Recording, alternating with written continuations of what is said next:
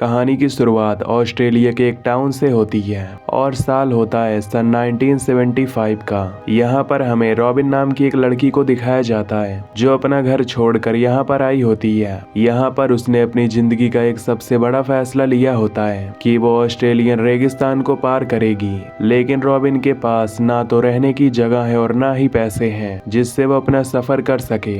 इसलिए वो टाउन में आती है। वो सबसे पहले अपने लिए काम ढूंढने लगती है। रॉबिन ने कुछ खास लोगों को लेटर्स भी भेजे होते हैं जिसमें उसने अपने इस सफर का जिक्र भी किया होता है, लेकिन अभी तक उसे किसी की तरफ से भी कोई मदद नहीं मिली है। कुछ दिनों के लिए उसे टाउन में काम मिल जाता है और रहने की जगह भी, मगर अपने सफर के लिए उसे 3 ऊंट भी चाहिए होते हैं। इसके अलावा जरूरी सामान और राशन भी। उसे ऊंट इसलिए चाहिए ताकि वो उसका भार उठा सके।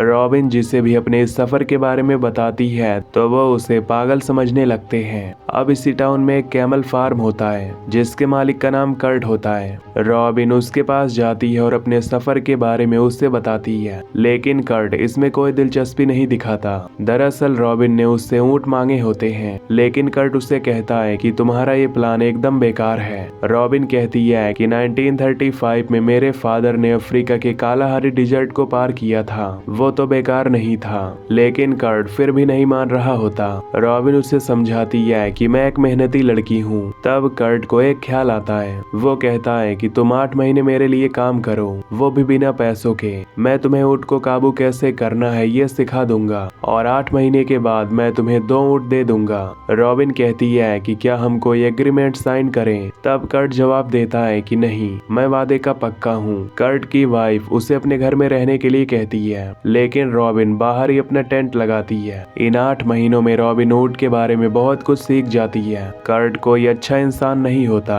वो रॉबिन से बहुत काम लेता है। साथ ही वो रॉबिन को बिना जूतों के चलने के लिए भी कहता है ताकि उसके पैर पथरीली जमीन को झेल सके। रॉबिन को नर ऊंटों के बारे में काफी कुछ पता चल जाता है, लेकिन इन्हें काबू करना बहुत मुश्किल है। पर इन 8 महीनों में रॉबिन उन्हें काबू करना भी सीख जाती है। अब वक्त पूरा होने के बाद रॉबिन कर्ट से 2 ऊंट मांगती है जैसा कि उसने वादा किया था, लेकिन कर्ट अपने वादे से मुकर जाता है और उसके बाद रॉबिन को वो अपने घर से भी निकाल देता है। रॉबिन नाराज होकर वहां से चली जाती है। रास्ते में रॉबिन को एक टूटा हुआ घर दिखता है और वो उसे अपना घर बना लेती है। यहाँ पर एक और आदमी होता है जिसका नाम शैली होता है। उसके पास भी ऊंट होते हैं। इसकी फैमिली कई सालों से ऊंट पालने का काम करती है। रॉबिन उससे मिलने जाती है। वो उसे अपने सफर के बारे में बताती है और कर्ट ने जो उसके साथ किया है वो भी उसे बताती है। दरअसल शैली एक अच्छा इंसान होता है। वो रॉबिन को सलाह देता है कि शायद तुम्हें अपना फैसला बदल लेना चाहिए, क्योंकि जिस सफर की तुम बात कर रही हो उसमें शायद उसकी मौत भी हो सकती है। शैली उसे 1 महीने काम के बदले में उसे एक ऊंट देने के लिए मान जाता है। रॉबिन को 3 ऊंट चाहिए होते हैं, लेकिन इसके बदले उसे यहाँ पर 3 महीने के लिए काम करना होगा, जो वो खुशी से करना चाहती है। इसके बाद रॉबिन शैली से ऊंटों के बारे में बहुत कुछ सीख जाती है।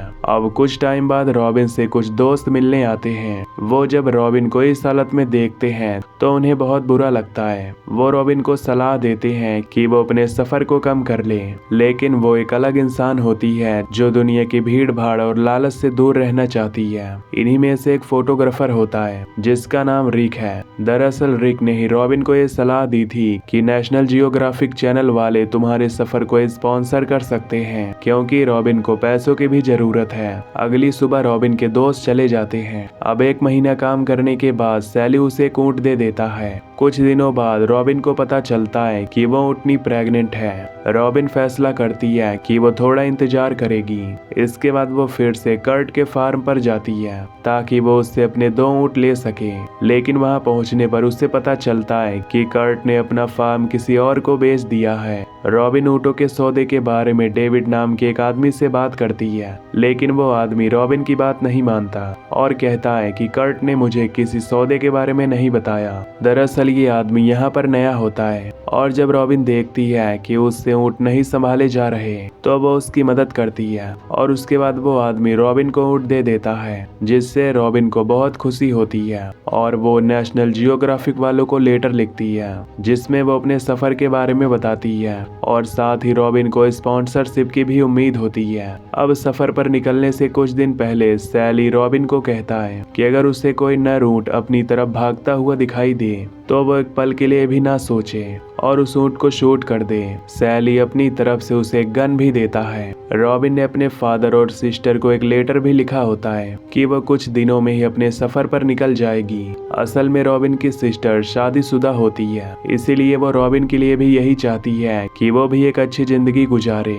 लेकिन रॉबिन उससे अलग होती है। कुछ दिनों बाद रॉबिन को नेशनल जियोग्राफिक वालों की तरफ से खबर मिलती है जिसमें वो स्पॉन्सरशिप के लिए तैयार होते हैं, पर उनकी कुछ शर्तें होती हैं जिसमें उनका एक फोटोग्राफर जो उसके सफर के दौरान उसकी तस्वीरें लेगा, लेकिन वो फोटोग्राफर कोई और नहीं बल्कि रॉबिन का दोस्त रिक होता है। इसके बाद रिक रॉबिन के लिए सफर का कुछ जरूरी सामान ले आता है और इसके बाद वो दिन आ जाता है जब रॉबिन को अपने सफर के लिए निकलना होता है। वो अपनी फैमिली और सैली से अलविदा कहती है। यहाँ पर वो ऊँटनी जो कि प्रेग्नेंट थी वो भी अब मां बन चुकी है। रॉबिन ने अपने तीनों ऊँटों पर सामान रख दिया होता है और ऊँटनी का बच्चा भी अपनी माँ के साथ चल रहा होता है और साथ ही रॉबिन का कुत्ता भी इस सफर में उसके साथ होता है। रास्ते में कुछ छोटे गांव आते हैं और जहां भी रॉबिन रुकती है तो रिक रॉबिन की तस्वीरें ले लेता है। इसके बाद धीरे धीरे उसकी ये कहानी न्यूज़पेपर पर आने लगती है। 29 दिन तक वो लगातार अपनी मंजिल की तरफ बढ़ रही होती है और अब उसके रास्ते में माउंट ओल्गा पार्क आता है, लेकिन पार्क रेंजर्स उसे अंदर जाने नहीं देते। इसका मतलब रॉबिन को घूमकर दूसरी तरफ से जाना होगा, यानी कि सफर अब और भी लंबा होगा।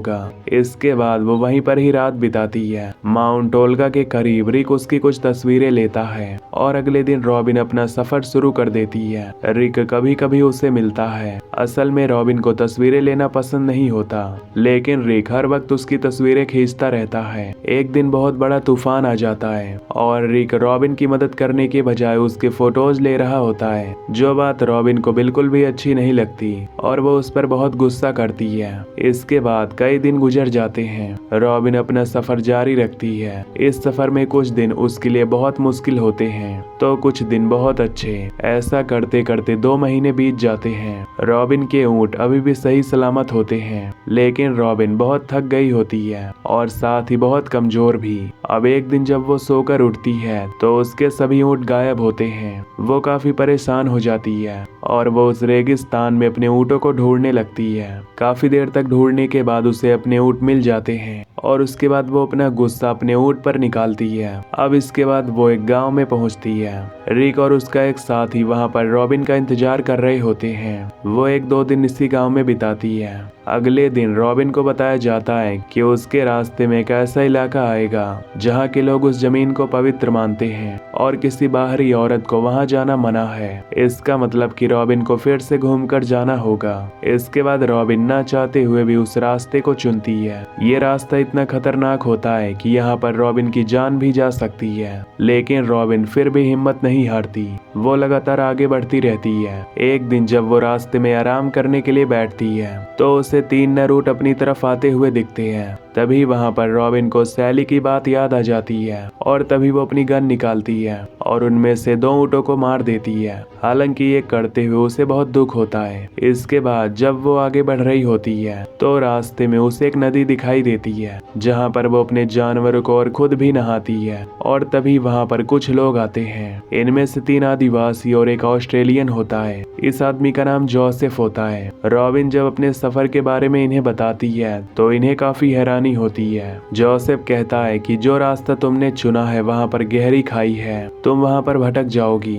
रॉबिन उसे बताती है कि मैं सीधे रास्ते से नहीं जाऊंगी क्योंकि यहाँ के लोग जमीन को पवित्र मानते हैं। तब जोसेफ रॉबिन की मदद करता है। वो अपना एक आदिवासी साथी जिसका नाम एडी है वो इस सफर में रॉबिन का साथ देता है। इस आदिवासी को थोड़ी बहुत इंग्लिश भी आती है, वो अपनी लैंग्वेज में उससे बातें भी करता है। अब ये आदमी कुछ दिन रॉबिन के साथ होता है। इसके बाद रास्ते में रॉबिन की मुलाकात एक फेमस ट्रैवलर से होती है जिसका नाम ग्लैडी होता है और उसे अपने सफर के बारे में बताती है। साथ ही उससे एक मदद भी मांगती है। वो उसे कहती है कि मेरा एक लेटर है जो वो नेशनल जियोग्राफिक वालों को भेज दे, क्योंकि रॉबिन को कुछ सामान की जरूरत होती है। अब एडी यहाँ से वापस जाना चाहता है क्योंकि उसका सफर यहीं तक था, लेकिन रॉबिन उससे और मदद मांगती है। एडी अपने जूतों की तरफ इशारा करता है और कहता है कि इस लंबे सफर के लिए मेरे जूते सही नहीं हैं। तब रॉबिन ग्लैडी से जूते लेकर देती है। इसके बाद कई दिन गुजर जाते हैं। ये लोग अपना सफर जारी रखते हैं। एक दिन कुछ टूरिस्ट उनके रास्ते से गुजर रहे होते हैं। रॉबिन को ये बिल्कुल भी पसंद नहीं होता कि कोई उसकी तस्वीर ले, इसलिए वो उनके लिए नहीं रुकती और आगे बढ़ जाती है। रॉबिन अब कैमल लेडी के नाम से फेमस हो चुकी है, इसीलिए हर कोई उसे कैमल लेडी कहता है। अगले सीन में जब एंडी कंगारू का शिकार करके लाता है तो रॉबिन उस कंगारू को काटने वाली होती है, लेकिन तभी एडी उसे रोक देता है। वो कहता है कि तुम्हें यहाँ के रूल्स नहीं तोड़ने चाहिए, यानी कि औरत किसी जानवर को नहीं काट सकती। 20 दिन के बाद रॉबिन और एडी एक और गाँव में पहुँच जाते हैं जहाँ पर रिक इनका इंतजार कर रहा होता है और अब एडी का सफर यहीं खत्म हो जाता है क्योंकि वो उससे आगे नहीं जा सकता। लेकिन आगे रॉबिन के रास्ते में एक ऐसा रेगिस्तान आने वाला होता है जहाँ पानी बिल्कुल नहीं होता।